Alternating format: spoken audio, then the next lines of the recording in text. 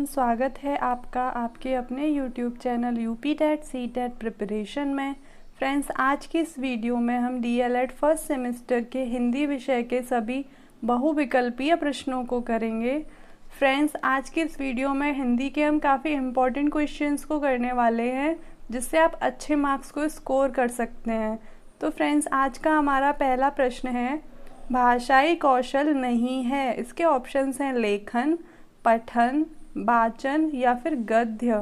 Friends, अगर भाषाई कौशल की बात करें तो कुल 4 भाषाई कौशल होते हैं, लेखन, पठन, वाचन और श्रवण। और इसमें पूछा गया है भाषाई कौशल नहीं है, तो इसके लिए जो ऑप्शन दा है वो बिल्कुल सही है। जो गद्य है वह भाषाई कौशल नहीं है।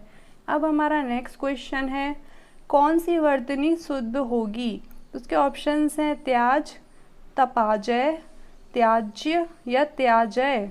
तो फ्रेंड्स, इसमें शुद्ध वर्तनी बतानी है जो कि हमारी त्याज्य होगी, इसलिए हमारा ऑप्शन सा बिल्कुल सही है। अब हमारा नेक्स्ट क्वेश्चन है, वर्तनी की दृष्टि से कौन सा शुद्ध रूप है? इसके ऑप्शंस हैं पुश्रूषा, शुश्रूषा, शुश्रूषा या फिर शुश्रूषा। तो फ्रेंड्स, जो सबसे शुद्ध रूप है वो ऑप्शन बा है, शुश्रूषा। ये बिल्कुल सही है। अब हमारा नेक्स्ट क्वेश्चन है, प्रधान कौशल है। इसके ऑप्शंस हैं सुनना और बोलना, सुनना और पढ़ना, लिखना और बोलना, सुनना और लिखना। तो फ्रेंड्स, जो प्रधान कौशल है वह सुनना और बोलना है, इसलिए हमारा ऑप्शन आ बिल्कुल सही है। अब हमारा नेक्स्ट क्वेश्चन है, प्रमुख भाषाई कौशल कितने हैं? इसके ऑप्शंस हैं 2, 3, 4 या फिर 5। तो फ्रेंड्स, जो प्रमुख भाषाई कौशल हैं वो कुल 4 हैं, सुनना, बोलना, लिखना और पढ़ना, इसलिए हमारा ऑप्शन सा बिल्कुल सही है। अब हमारा नेक्स्ट क्वेश्चन है, वाचन क्या है? इसके ऑप्शंस हैं सुनना, लिखना, पढ़ना या फिर बोलना। तो फ्रेंड्स, जो वाचन का अर्थ होता है वह बोलना होता है, इसलिए हमारा ऑप्शन दा बिल्कुल सही है। अब हमारा नेक्स्ट क्वेश्चन है, वाचन के प्रकार माने जाते हैं। तो फ्रेंड्स, जो वाचन के प्रकार माने जाते हैं इसके ऑप्शंस हैं 2, 3, 4 या फिर 5। तो फ्रेंड्स, वाचन कुल 2 प्रकार का होता है, इसलिए हमारा ऑप्शन आ बिल्कुल सही है। अगर हम 2 प्रकार के वाचन की बात करें तो एक होता है सस्वर वाचन और दूसरा होता है मौन वाचन। सस्वर वाचन में हम जोर से बोलकर किसी चीज़ को पढ़ते हैं और मौन वाचन में हम अंदर ही अंदर मन में पढ़ते हैं, उस चीज़ के लिए आवाज़ नहीं निकालते, ध्वनि का प्रयोग नहीं करते हैं। अब फ्रेंड्स, हमारा नेक्स्ट क्वेश्चन है, पाठ्य वस्तु विश्लेषण से स्पष्ट हो जाता है। यानी कि पाठ्य वस्तु विश्लेषण से क्या स्पष्ट हो जाता है? तो इसके ऑप्शंस हैं पाठ्यक्रम, उद्देश्य, शिक्षक या विषय वस्तु का स्वरूप। तो फ्रेंड्स, पाठ्य वस्तु विश्लेषण से विषय वस्तु का स्वरूप स्पष्ट हो जाता है, इसलिए हमारा ऑप्शन दा बिल्कुल सही है। अब हमारा नेक्स्ट क्वेश्चन है, पाठ्य वस्तु विश्लेषण होता है, यानी पाठ्य वस्तु विश्लेषण क्या होता है? तो इसके ऑप्शंस हैं एक निबंध का विश्लेषण या फिर एक कालांश की शैक्षिक सामग्री का या एक कविता का या फिर एक कहानी का। तो फ्रेंड्स, जो पाठ्य वस्तु विश्लेषण होता है वो एक कालांश की शैक्षिक सामग्री का विश्लेषण होता है, इसलिए हमारा ऑप्शन बा बिल्कुल सही है। नेक्स्ट क्वेश्चन है, लिखित कार्य का अर्थ है। इसके ऑप्शंस हैं गृह कार्य, कक्षा कार्य, उपयुक्त दोनों या उपयुक्त में से कोई नहीं। तो फ्रेंड्स, लिखित कार्य का अर्थ होता है कक्षा कार्य, जो कक्षा में हमें कार्य मिलता है वही हमारा लिखित कार्य होता है। अब फ्रेंड्स, नेक्स्ट क्वेश्चन है, गृह कार्य संशोधन आवश्यक है क्योंकि? इसके ऑप्शंस हैं छात्र नियमित रूप से कार्य करके लाएंगे, इससे छात्रों के सबल व निर्बल पक्ष का ज्ञान हो सकेगा, छात्रों का लेख सुधरेगा या फिर छात्रों को अभिभावक पढ़ाएंगे। तो फ्रेंड्स, इससे क्या होता है, गृह कार्य संशोधन आवश्यक है क्योंकि इससे छात्रों के सबल व निर्बल पक्ष का ज्ञान हो सकेगा, इसलिए हमारा ऑप्शन बा बिल्कुल सही है। अब हमारा नेक्स्ट क्वेश्चन है, गृह कार्य संशोधन की विधि है, यानी गृह कार्य संशोधन की कौन सी विधि है? इसके ऑप्शंस हैं शिक्षक द्वारा संशोधन करवाना, स्वयं छात्रों द्वारा संशोधन करवाना, परस्पर छात्रों द्वारा संशोधन करवाना या उपयुक्त सभी। तो फ्रेंड्स, जो गृह कार्य संशोधन की विधि होती है वो शिक्षक द्वारा करवाई जाती है, इसलिए इसका ऑप्शन आप बिल्कुल सही है, शिक्षक द्वारा संशोधन करवाना।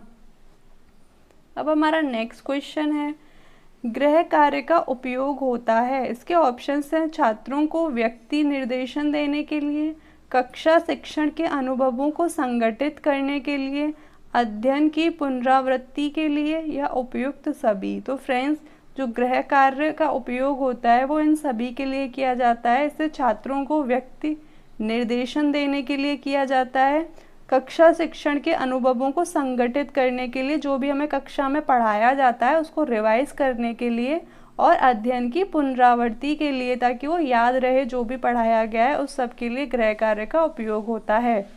अब हमारा नेक्स्ट क्वेश्चन है, गृह कार्य का सिद्धांत है। इसके ऑप्शंस हैं उद्देश्य का सिद्धांत, उपयुक्तता का सिद्धांत, स्तर का सिद्धांत या उपयुक्त सभी। तो फ्रेंड्स, जो गृह कार्य का सिद्धांत होता है वो उपयुक्त सभी होता है, उद्देश्य का सिद्धांत, उपयुक्तता का सिद्धांत और स्तर का सिद्धांत। इसलिए हमारा ऑप्शन द बिल्कुल सही है। अब हमारा नेक्स्ट क्वेश्चन है, गृह कार्य में प्रश्न करवाए जाते हैं। इसके ऑप्शंस हैं ज्ञान की दृष्टि से, अवबोध की दृष्टि से, उपयुक्त दोनों या फिर उपयुक्त में से कोई नहीं। तो फ्रेंड्स, जो गृह कार्य में प्रश्न करवाए जाते हैं वो ज्ञान की दृष्टि से और अवबोध की दृष्टि से करवाए जाते हैं, इसलिए हमारा ऑप्शन सा बिल्कुल सही है, उपयुक्त दोनों। अब हमारा नेक्स्ट क्वेश्चन है, हिंदी वर्णमाला में वर्णों की कुल संख्या है। इसके ऑप्शंस हैं 50, 52, 57 या फिर 55। तो फ्रेंड्स, हिंदी वर्णमाला में वर्णों की कुल संख्या 52 होती है, इसलिए हमारा ऑप्शन बा बिल्कुल सही है। अब हमारा नेक्स्ट क्वेश्चन है, इनमें से कौन सी ध्वनि अंतस्थ नहीं है। इसके ऑप्शंस हैं ब, र या फिर ला। फ्रेंड्स, अगर अंतस्थ ध्वनि की बात करें तो कुल 4 अंतस्थ ध्वनियाँ होती हैं, एक या, र, ला और वा। इसलिए हमारा जो ऑप्शन बा है वो बिल्कुल सही है। बा अंतस्थ ध्वनि नहीं होती है, वा होती है, बा नहीं होती है। नेक्स्ट क्वेश्चन है, इसमें से ऊष्म वर्ण कौन सा है। इसके ऑप्शंस हैं त, फ, र या फिर श। तो फ्रेंड्स, इनमें से ऊष्म वर्ण कौन सा है यह पूछा गया है। तो हमारे कुल 4 ऊष्म व्यंजन होते हैं, श, श, श और हा। ये चारों होते हैं, इसलिए इसमें से जो ऑप्शन दा है, श षटकोण वाला श, ये बिल्कुल सही है। अब हमारा नेक्स्ट क्वेश्चन है, निम्न में से कौन मूर्धन्य ध्वनि नहीं है। तो इसके ऑप्शंस हैं ट, ठ, ड और ढ। तो फ्रेंड्स, जो मूर्धन्य ध्वनि होती है वो पूरा टा वर्ग होता है, वह मूर्धन्य ध्वनि होती है। इसमें जो ढ दे रखा है यह मूर्धन्य ध्वनि नहीं है, इसलिए ऑप्शन दा बिल्कुल सही है। अब हमारा नेक्स्ट क्वेश्चन है, ध्वनि का उच्चारण स्थान के आधार पर होता है। इसके ऑप्शंस हैं तालव्य, दंत्य, कंठ या फिर ओष्ठ। तो फ्रेंड्स, ध्वनि का उच्चारण स्थान के आधार पर दंत्य में होता है, त, थ, द, ध, न, ये सभी होते हैं ध्वनि। इनका उच्चारण जो होता है वो स्थान के आधार पे होता है, इसलिए हमारा ऑप्शन बा बिल्कुल सही है, दंत्य। अब हमारा नेक्स्ट क्वेश्चन है, दंतोष्ठ से उच्चारित होने वाले व्यंजन हैं। उसके ऑप्शंस हैं फ, व, य, र, क, न, ट, ठ। तो फ्रेंड्स, आप बोल के देखिए, दंत ओष्ठ यानी कि दांत से और ओष्ठ से, इन दोनों का प्रयोग करके जिन व्यंजनों को बोला जा रहा है, उच्चारित किया जा रहा है, वे फ और व हैं। इनके उच्चारण में हम दंत और ओष्ठ का प्रयोग करते हैं, इसलिए ऑप्शन आ बिल्कुल सही है। अब हमारा नेक्स्ट क्वेश्चन है, निम्न में से किस वर्ण का उच्चारण कंठ नहीं है। तो इसके लिए ऑप्शंस हैं क, ख, ग और ढ। फ्रेंड्स, अगर कंठ से वर्ण के उच्चारणों की बात करें तो फ्रेंड्स, जो का वर्ग होता है उसका उच्चारण स्थान कंठ होता है, इसलिए क, ख, ग ये तीनों का ही जो उच्चारण स्थान है वह कंठ है, जबकि जो ढ है इसका नहीं है, इसलिए ऑप्शन दा बिल्कुल सही है। अब हमारा नेक्स्ट क्वेश्चन है, निम्न में से कौन संयुक्त वर्ण नहीं है? इसके ऑप्शंस हैं छ, त्र, ज्ञ और रि। तो फ्रेंड्स जो संयुक्त वर्ण होते हैं वो कुल 4 होते हैं, क्ष, त्र, ज्ञ और श्रा। तो इसमें से छ, त्र, ज्ञ ये तीनों तो संयुक्त वर्ण हैं, परंतु रि ये संयुक्त वर्ण नहीं है, इसलिए हमारा ऑप्शन द बिल्कुल सही है। अब हमारा नेक्स्ट क्वेश्चन है, निम्न में से कौन सा सही है? इसके ऑप्शंस हैं ड और ढ को वर्णमाला में स्थान प्राप्त है। ये तो फ्रेंड्स गलत है, क्योंकि ड और ढ को वर्णमाला में स्थान प्राप्त नहीं है। अब हमारा नेक्स्ट, पहला और तीसरा वर्ड महाप्राण होता है, ये बात भी बिल्कुल गलत है। पहला और तीसरा महाप्राण नहीं होता है, दूसरा और चौथा महाप्राण होता है, इसलिए ये भी गलत है। अब नेक्स्ट है च, छ, ज, झ स्पर्श संघर्षी है, बिल्कुल सही फ्रेंड्स। जो च वर्ग होता है वह पूरा स्पर्श संघर्षी होता है, इसलिए ऑप्शन सा हमारा बिल्कुल सही है। और हमारा जो ऑप्शन द है वो है य, र, ल, व ऊष्म वर्ण है फ्रेंड्स, ये भी गलत है। ऊष्म वर्ण श, श, स, ह होता है, और य, र, ल, व कौन से वर्ण है? ये अंतस्थ व्यंजन है, इसलिए ऑप्शन द भी गलत है। हमारा यहाँ पे ऑप्शन सा बिल्कुल सही होगा कि च, छ, ज, झ स्पर्श संघर्षी हैं। अब हमारा नेक्स्ट क्वेश्चन है, निम्नलिखित में से कौन सही शब्द है? तो इसके ऑप्शंस हैं परीक्षा, परीक्षा, परीक्षा, परीक्षा। तो फ्रेंड्स इन चारों में से जो बिल्कुल सही है वो ऑप्शन बा है, परीक्षा। ऑप्शन बा बिल्कुल सही है। अब हमारा नेक्स्ट क्वेश्चन है, निम्न में से कौन सही शब्द है? इसके ऑप्शंस हैं पुरुष, पुरुष, पुरुष, पुरुष। तो फ्रेंड्स जो इन चारों में से सही है वो ऑप्शन बा है, पुरुष इस तरीके से लिखा जाता है, इसलिए हमारा ऑप्शन बा बिल्कुल सही है। अब हमारा नेक्स्ट क्वेश्चन है, क धन ए से निर्मित होता है। तो फ्रेंड्स क धन ए से क्या निर्मित होता है? इसके ऑप्शंस हैं का, के, कै, को। फ्रेंड्स क धन ए से के का निर्माण होता है, इसलिए हमारा ऑप्शन बा बिल्कुल सही है।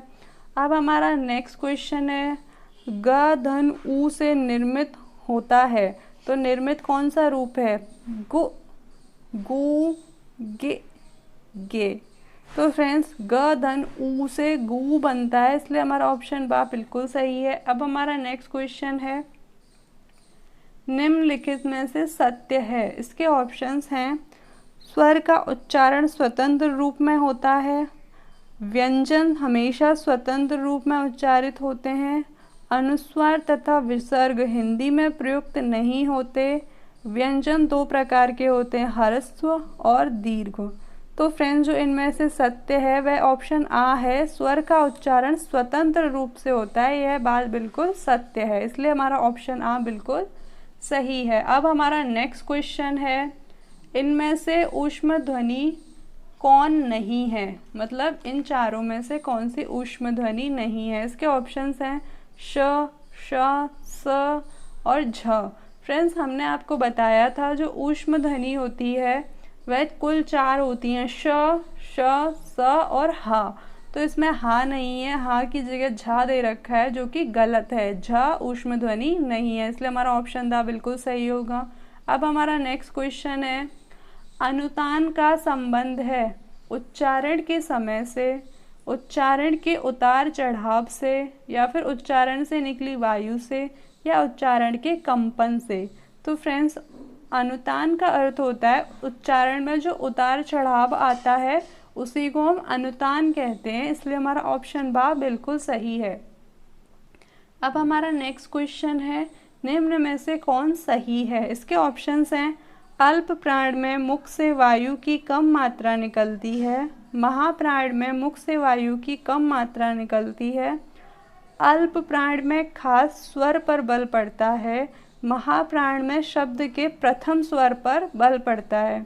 तो फ्रेंड्स इसमें जो सही है वह है अल्प प्राण में मुख से वायु की मात्रा कम मात्रा में निकलती है, इसलिए हमारा ऑप्शन आ बिल्कुल सही है। अब हमारा नेक्स्ट क्वेश्चन है, निम्न में से कौन महाप्राण नहीं है? इसके ऑप्शंस हैं श, स, ख या प। तो फ्रेंड्स जो महाप्राण नहीं है तो ऑप्शन पा है, क्योंकि श, स और ख ये तीनों के तीनों महाप्राण हैं, इसलिए जो ऑप्शन दा है वो बिल्कुल सही है, प महाप्राण नहीं है। अब हमारा नेक्स्ट क्वेश्चन है, निम्न में से कौन एक अल्प प्राण ध्वनि है? इसके ऑप्शंस हैं क, ख, घ या फिर ध। तो फ्रेंड्स इसमें अल्प प्राण पूछी गई है, तो अल्प प्राण ध्वनि हमारी क होगी, जबकि ख, घ और धा ये तीनों के तीनों ही अल्प प्राण नहीं है, ये तीनों महाप्राण हैं। इसलिए हमारा ऑप्शन आ बिल्कुल सही है कि क एक अल्प प्राण ध्वनि है। अब हमारा नेक्स्ट क्वेश्चन है, निम्न में से किस शब्द की वर्तनी शुद्ध है? इसके ऑप्शंस हैं आगामी, आगामी, आगामी, आगमी। तो फ्रेंड्स जो ऑप्शन सा है आगामी, यह बिल्कुल सही है। अब फ्रेंड्स नेक्स्ट क्वेश्चन है, निम्नलिखित में से कौन सा शब्द शुद्ध है? इसके ऑप्शंस हैं आक्रामक, आक्रामक, आक्रामक या फिर आक्रामक। तो फ्रेंड्स जो इन सब में से सही है वह ऑप्शन बा है, इसको आक्रामक बोला जाता है और लिखा जाता है, इसलिए हमारा जो ऑप्शन बा है वो बिल्कुल सही है। अब हमारा नेक्स्ट क्वेश्चन है, निम्न में से किस युग्म को अर्धस्वर कहा जाता है? यानी कि इन चारों ऑप्शंस में से अर्धस्वर किन्हें कहा जाता है? तो इसके ऑप्शंस हैं य, व, य और र, त और फ, ग और घ। तो फ्रेंड्स जो अर्धस्वर होते हैं वो य और व ये दोनों ही होते हैं जो अर्धस्वर होते हैं, इसलिए हमारा ऑप्शन आ बिल्कुल सही है। अब हमारा नेक्स्ट क्वेश्चन है, कौन सा वर्ण ओष्ठ नहीं है? इसके ऑप्शंस हैं प, न, म और ब। फ्रेंड्स आप बोलकर भी इन वर्डों को देख सकते हैं कि इनका प्रयोग कहाँ से किया जा रहा है, हम किस अंग का प्रयोग करते हैं इनको बोलने के लिए। हम प, म और बा इन तीनों को बोलने में ओष्ठ का प्रयोग करते हैं, जबकि न को बोलने में किसका प्रयोग होता है? इसमें दंत का प्रयोग होता है, इसलिए हम जो हमारा ऑप्शन बा है वो बिल्कुल सही है, न को बोलने में ओष्ठ का प्रयोग नहीं होता है। अब हमारा नेक्स्ट क्वेश्चन है, निम्न में से कौन असत्य है? इसके ऑप्शंस हैं त ओष्ठ व्यंजन है, श ऊष्म व्यंजन है, फ ओष्ठ व्यंजन है, छ संयुक्त व्यंजन है। तो फ्रेंड्स त ओष्ठ व्यंजन है ये बिल्कुल गलत बात है, जो ता है वो दंत व्यंजन है, उसका प्रयोग दंत के प्रयोग से किया जाता है, इसलिए ता बिल्कुल असत्य है। बाकी श ऊष्म व्यंजन है, यह बात बिल्कुल सही है। फ ओष्ठ व्यंजन है, यह भी बिल्कुल सही है। और श संयुक्त व्यंजन है, यह भी बिल्कुल सही है। तो इसमें से जो असत्य है वो ये है कि ता ओष्ठ व्यंजन है, इसलिए हमारा जो ऑप्शन आ है वो बिल्कुल सही है। तो फ्रेंड्स आपको आज की हमारी वीडियो कैसी लगी? अगर आपको हमारी वीडियो पसंद आई हो तो वीडियो को लाइक करें और ज़्यादा से ज़्यादा लोगों के साथ इस वीडियो को शेयर करें। अगर आप अभी इस चैनल पर नए हैं तो इस चैनल को सब्सक्राइब करें और बेल आइकन को ज़रूर प्रेस करें, ताकि हमारी आने वाली सभी वीडियोस के नोटिफिकेशंस आपको मिलते रहें। तो फ्रेंड्स अब मिलते हैं हम नेक्स्ट वीडियो में।